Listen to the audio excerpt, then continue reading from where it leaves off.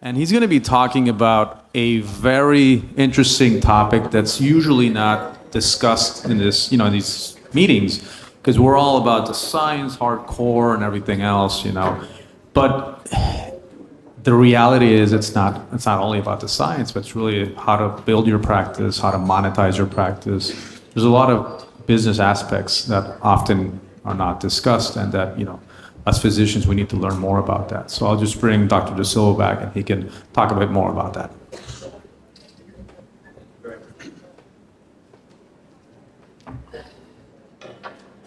Buenas tardes otra vez. Esa presentación va a ser para como 2 horas. Okay. Nos vamos a comer aquí en su silla y vamos a ver qué tenemos que hacer. So, how many of you in here, and I need to know this information. How many of you in here are doing pellets, or not say pellets, hormones? How many people are doing hormones? Okay. And over here, hormones. Okay. How many of you are doing peptides? Anybody doing peptides? 1 or 2 people. Okay. What about supplements? Vitamins. How many of you deal with, work with? Good. Excellent. And then what about skincare, aesthetics? Everybody's going to raise their hand, right? Okay. Good. The point of this presentation is do what you're good at. Do what you like. What are some of the things that you can do? You can work with supplements. You can do skincare, meaning if you have an esthetician, you're doing Botox, you're doing injectables, you're doing fillers. Procedures, that's under the procedures, right? You can have an esthetician who's just doing facials and things like that, or you can use injectables, you can use Botox fillers, etc. Hormones. Folks, for me, hormones, if you're doing what we do, is critical. But, as I said before, if you're going to do hormones, you don't learn hormones by going to a course on Friday, Saturday, and Sunday. That's not how you do it. That's how you get introduced to it, but there's a lot more to it.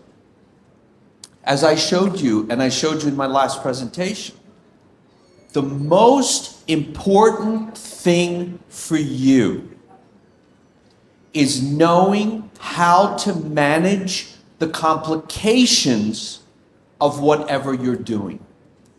Because if everything is going well, eso no es un problema, ¿verdad? Pero si hay un problema con alguien, con algo, esto es el problema. Those are the things that you start to lose sleep over at night. And you have to manage and know how to manage those complications. Por ejemplo, I do zero aesthetics in my practice. I have no training in aesthetics. I don't know how to inject. I'm an internist. What do I know about the face? I don't know anything about the face. I don't know the anatomy of the face. I don't know the structures of the face. And I'm going to be sticking a needle into your face. No. I am adamant about that.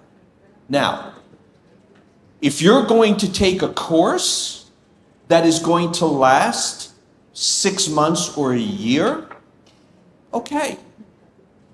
Get good at it. Inject the cadavers. Go to the courses. And I'm fine with that. Peptides.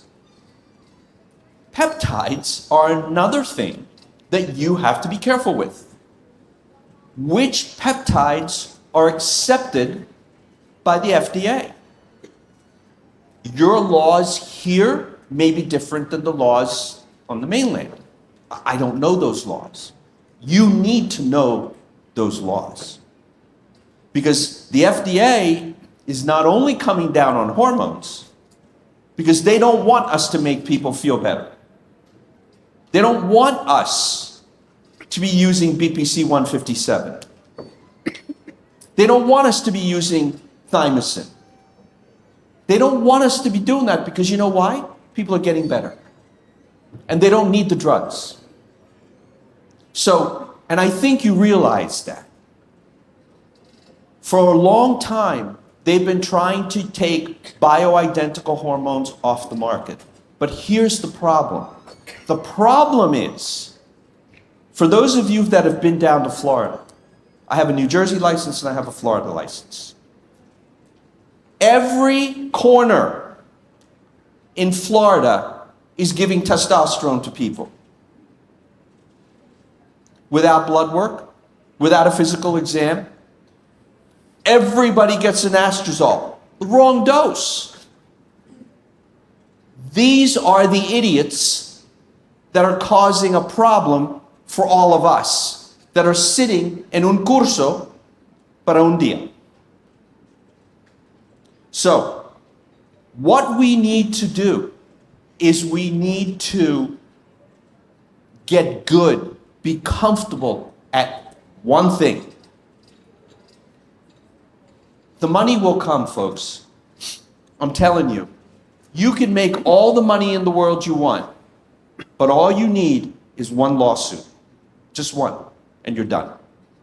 You're done. You're going to go broke paying the lawyers. What I am encouraging you to do is to do what you're comfortable doing. As an internist, how many needles did I hold during my training? Well, to do a subclavian back then, 36 years ago, we would put the subclavian catheter in. That was about it. Whereas if you're a surgeon or if you're an ER doctor, you're very used to, or an OBGYN, you're very used to holding a needle. You're very used to doing procedures. As I said before, a weekend course does not qualify you to do hormones. It doesn't. I don't care what anybody says. You go for a weekend, you get there Friday, you have a fancy reception, perhaps you go there Thursday. You spend time on Friday, you spend another day on Saturday, and then on Sunday, you go home. And you're going to start doing hormones on Monday? No. You got to take that course 2, 3, 4 times. Because then you're going to get comfortable. If you want to do something and do a procedure on your wife or your husband, okay. And I'm serious about that. Right? They become your guinea pig. Fine. No problem. I mean, don't hurt them, right? Be careful. And stay within your medical genre. As I said to you before, I could be making a fortune right now if I would have started injecting 25 years ago, Botox and fillers. I never wanted to do that because it made me uncomfortable. Now, you could be an internist, you could be a family practitioner, and you're comfortable doing it. Okay. But you better get good at it. Make sure, no matter what course you take, that there's somebody to call as a support structure in case you get into trouble and you have a question. Because if you are not able to call somebody, especially with hormones, if you can't call somebody and say, hey, look, this lady is bleeding. I don't know what to do. You kind of know what to do, but when it comes down to saying, I'm going to double the progesterone, are you comfortable doing that? Or this person is losing all their hair. Are you comfortable doing that? Are you comfortable writing a prescription for spironolactone? So having a support structure. If you go somewhere for a training and you're paying $2,000, $3,000, $10,000, you better make sure that there's somebody there that you can call in case you get into trouble. Or not into trouble, but have a question. I really want to make this short and sweet because I know we're behind. Getting started again, know how to handle the complications. I think for me, this is one of the most important things that you can do, is know how to manage any complications that come up. And to start, pick one thing. Pick one thing. Maybe you want to pick supplements. I love supplements. I've been doing supplements for 36 years. I've designed over almost 400 different vitamins and supplements and products. It's what I love to do. I know all about plants, I know all about botanicals, I know all about supplements. That was my baby, and that's where I started. Get good at it. 10 years, 15 years later, I started doing hormones. But I didn't start hormones, supplements, and peptides and exosomes at the same time. It's too much. It's way too much. So pick one thing that you enjoy doing. So let me ask, if you don't mind me picking on you. What would you, if you had to pick, and you said are you doing hormones right now? No. What are you doing right now with regard to the world of age management medicine? ¿Qué tú estás haciendo? Well, we do stem cells derived from umbilical cord, Okay, stem cells from umbilical exosomes, exosomes. nutritional supplements, and gene-based nutrition. Perfect. Perfect. That's a lot. That's a lot. Get started at that. Yeah, exactly. You start, and the next logical thing for you is probably hormones. Probably. Right? Because now all these people are starting to feel better, and you've treated the 30 and the 40, well, not the 30, probably the 40 and the 50-year-olds, and now they're going through menopause and andropause. Right? That becomes your next logical step. Anybody else? Sir, are you doing, you're not? All right, so that's an interesting thing. You're here, I assume, to learn. And what's your specialty? Family medicine, right? So a family medicine person is, in my opinion, not going to start injecting people. A family medicine person is going to start with DNA testing, supplements, there. Because I'll tell you what, the world, and Ashley talked about this morning, the world of genomics is the next generation of what we're doing, folks. I'm telling you right now. We're not going to be giving everybody the same drugs anymore. It's not happening. I literally have patients all over the world. I just came back 3 months ago, from Saudi Arabia. And I have patients literally from all over the world. And you know why they see me? Because they want customized nutrition. They want customized therapy. And for family medicine and internal medicine, genomics is the perfect way to start. Now, can you do that overnight? No. That is probably a 3-month course, but get good at it. And you can really help people. So the point I'm trying to make is kind of stay in your lane. You know, I know in Puerto Rico the cars don't have turn signals. Is that true? I have driven in Puerto Rico, and they don't put turn signals in the cars in Puerto Rico because nobody uses them. So, again, when you want to change lanes, you can't hang out the window. But you have to do it gently. And you have to make sure that you're doing something that you're comfortable doing. No matter what you do, no matter what you do, your staff, your medical staff has to be on board. They have to know and understand what you're doing.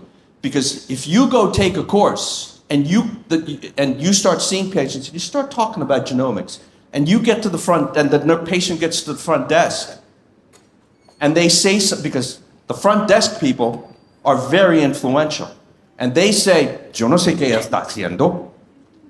Eso es algo diferente que no sé. What are they going to do? That you immediately lost the patient. So, whether you take them with you to the training, or at least you let them know what you're doing. Why are you doing it? How is it going to help? Do the test on your office staff so that they understand where you are and what's going on.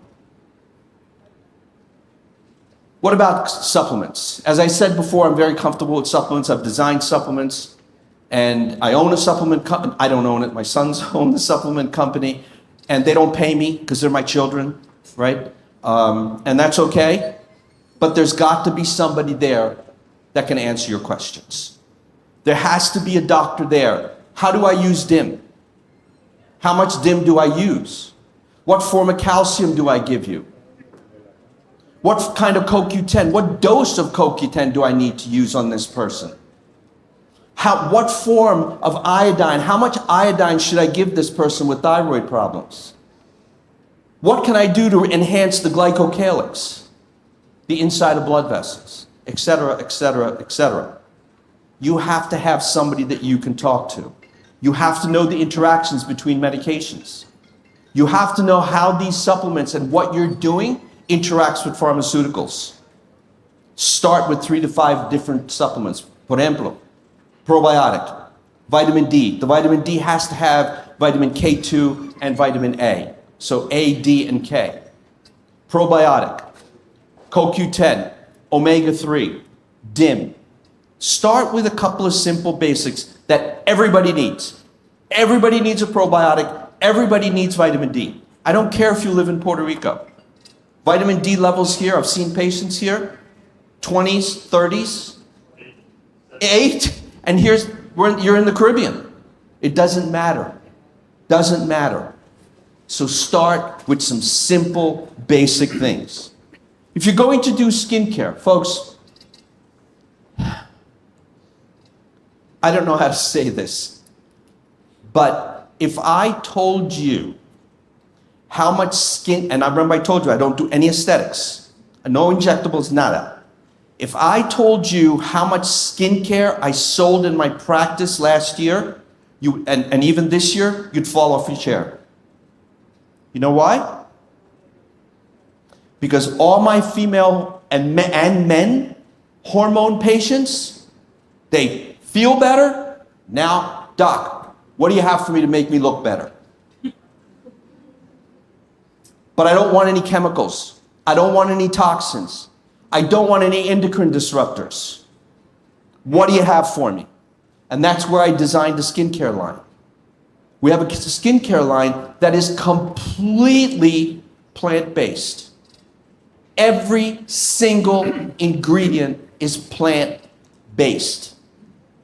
We don't even use honey because it's from a bee. It's an animal. It's an insect. How many of you are familiar with the Yucca scale? The app, Y-U-K-A. Anybody? Okay. Our sunblock on the Yucca is 100. Is 100. I have been around Puerto Rico and I've been around some of the practices. I have used that scale, and I won't mention any companies. And the skincare, 20s, 30s, 50s. I would never put that stuff on my face, ever. So if you're going to find skincare and you're going to use skincare, it better be something that you're very comfortable with that's not going to disrupt the endocrine system. And carry a brand that does real education. Procedures. What's your competence? What are you comfortable doing? How do you feel? And how is your competence? Again, are you an OBGYN? Are you comfortable injecting? And sir, if you don't mind me asking, you're a family practice physician. Are you comfortable with needles? Are you comfortable with procedures? Some people, I'm not. I just never was. Okay, so you did the training. But again, stay in your lane. Stay with what you're comfortable doing. GYNs, vaginal rejuvenation, O-shot, BHRT, pellets, not a problem. You're very comfortable doing that. Internal medicine for somebody like myself, no problem. But I'll tell you what, how many GYNs are comfortable handling the thyroid? Do we have any GYNs in here? Comfortable handling thyroid? So-so. If you're so-so about it, don't do it. Don't do it. Talk to this gentleman and say, you know what? I'm going to get comfortable learning about the thyroid, but in the meantime, can you help me out? And that's the way this needs to happen. You need to have a system of people in place. I have a GYN, I have a urologist, I have a cardiologist, I even have an endocrinologist and a gastroenterologist that all work with me. They're not in my practice. They all work with me because they know what I do and I know what I'm comfortable doing. Okay? So developing that network. And folks, use the people in here. Use the people in here. Who's the gentleman? Oh, this gentleman right here said to me during one of the breaks, I'm so glad to be here because I felt like I was the only guy doing this. Yeah, you feel like you're in a vacuum sometimes, right? Que nadie está haciendo que estoy haciendo. And who am I going to call? Who am I going to call if I have an answer, if I have a question? You need to develop your own network within your group and talk to the people that are here. I'm sorry? Yes, yes, and you all need to work together. You're one family, you're one group. The urologist, the P-shot, BHRT, I always put a question next to anesthesia. I hope there aren't any anesthesia. Any anesthesiologists in here? Gracias Dios. Okay, so I worry about anesthesiologists. You know, because, I mean, you're dealing with people that are asleep, and that's what you're trained to do. Have you ever dealt with a thyroid? Have you ever dealt with hormones? No. I mean, okay, but you need a lot of training. You know, it's like an OBGYN. How much thyroid did you do during your training? No, you left that for the internal medicine people. So again, if you're going to do something, please, please spend the time and get trained properly. Again, BHRT hormones, of course, is not enough. You've got to have a mentor. You've got to have somebody that you can call. You have to know how to manage the complications. You have to know the different modalities, the creams, the injectables, the sublinguals, the pellets, etc. Because everybody is not going to get the same thing. You have to work with a reputable compounding pharmacy that hasn't been, you know, that hasn't gotten into trouble. That's going to get you into trouble.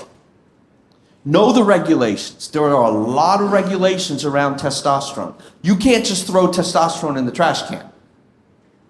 There's a lot of regulation around testosterone. Peptides. What are peptides? What peptides are acceptable within the FDA? Know how to combine certain types of peptides. Should you use thymosin A with BPC 157? What do you need to do when you travel? What nutrients do you need to take when you're going outside the country? Know what brand. Make sure that the brand you're taking, that they're made at a good facility. You got to do your homework.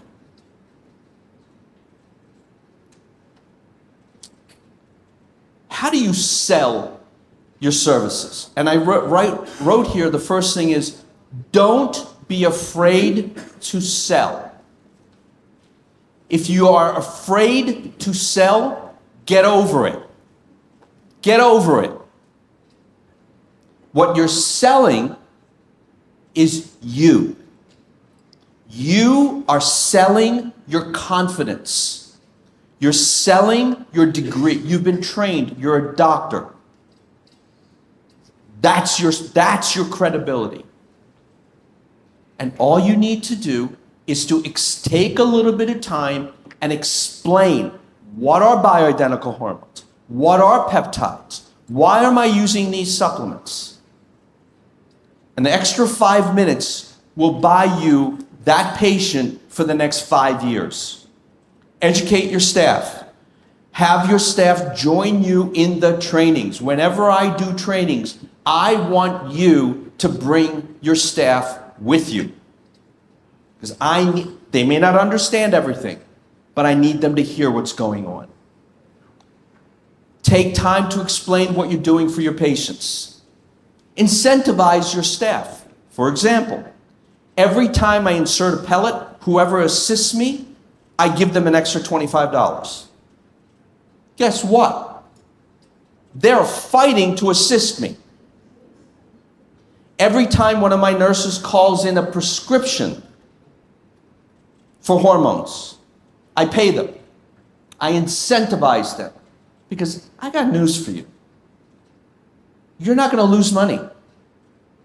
Because the new patients that come in, they're going to say, hey, have you thought about hormones? Because why? They call that prescription in, they get an incentive to do that. If they assist me in a procedure, there's an incentive to do that. $15, $20, $25 is not going to break you. But it's going to make a huge difference in your staff for them to help them out. Have enough product to make a point of sale. If you don't want to carry inventory, if you don't want to carry a bunch of vitamins, I understand that, but at least have a point of sale. The first sale has to be made right there because they're not going to go home and order it online. It's not going to happen. It's not going to happen. But if you make the sale, the point of sale right there, the chances are they're going to come back to you or for you to buy the next product. And make sure, I always like to sell things in packages. I like to sell things in packages. You know, a little bit of skincare, a little bit of supplements, a little bit of hormones, put them all together. It makes sense.